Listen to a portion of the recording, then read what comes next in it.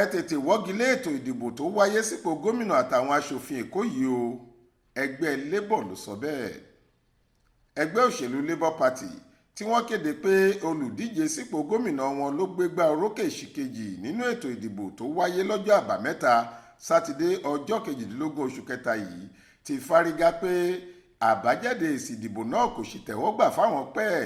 wọ́n ní kí àjọ INEC tètè wọ́gi lé ètò ìdìbò náà lẹ́yẹ òsọ̀kà torí èkìdá awúrúju àti òjòrò ní gbogbo ètò ìdìbò ọ̀hún.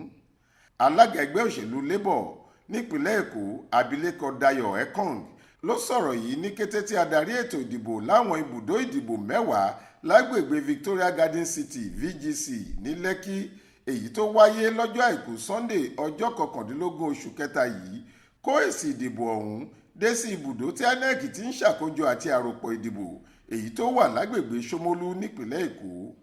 obìnrin náà ní gbogbo ètò ìdìbò tí ọjọ́ sátidé tó kọjá yìí kò bọ́ sí rárá nípìnlẹ̀ èkó.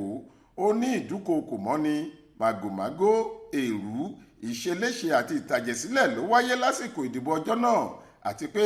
níṣe làwọn èèyàn dójúlé àwọn alátìlẹyìn ẹgbẹ́ òṣèlú labour tí wọ́n dẹyẹ sí wọn tí wọ́n sì ṣe ọ̀pọ̀ nínú wọn léṣe wọ́n tún gbẹ̀mí àwọn míì. ẹgbẹ́ labour ní ó máa dáa kí INEC rọra wọ́gi lé ètò ìdìbò náà kí wọ́n sì wọ́nà bí wọ́n ṣe máa ṣe òmíì lákọ̀tun torí bí wọn ò bá ṣe bẹ́ẹ̀ dandan ni káwọn lọ gba ẹ̀tọ́ àti ìdájọ́ òdodo nílé ẹjọ́ lórí ọ̀rọ̀ yìí. gómìnà babájídé olúṣọlá sanwó-olú ti ẹgbẹ́ òṣèlú APC ní INEC kéde lóru ọjọ́ ajé monde ọ̀sẹ̀ yìí pé ó jáwé olúborí nínú ètò ìdìbò ọ̀hún èyí tí yóò fún láǹfààní láti lo sáà kejì nípò gómìnà.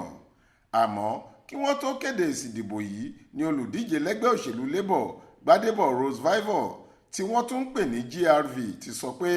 bí wọ́n bá fi lè kéde Sanwó-Olú pòun ló yege òun ò ní kí i kú oríire bẹ́ẹ̀ lòun ò sì ní pè é lórí aago. ó ní gbogbo ohun tó bá gbà làwọn máa fún un láti gba ẹ̀tọ́ àwọn padà ní kóòtù torí òjòrò àti ìrẹ́jẹ tí kò mọ níwọ̀n ló wáyé lọ́jọ́ ìdìbò kò sì ṣẹ̀yìn APC àtàwọn alátìlẹyìn ẹ̀. Rose-Vivour sọ lọ́jọ́ àìkú pé gbogbo àkọsílẹ̀ èrú àti ìwà kẹ́lẹ́yàmẹ̀yà tí ẹgbẹ́ APC ṣe ló wà lọ́wọ́ òun sì máa bá wọn ṣẹjọ́ torí òun gbọ́dọ̀ dáàbò bo ẹ̀tọ́ àti àtìlẹyìn àwọn olólùfẹ́ òun tí wọ́n rọ́ ìbò dà sápòtí fóun lọ́jọ́ ìdìbò. Faith Adébọlá ló ń jábọ̀ ròyìn fún iléeṣẹ́ tẹlifíṣàn Aláròye online.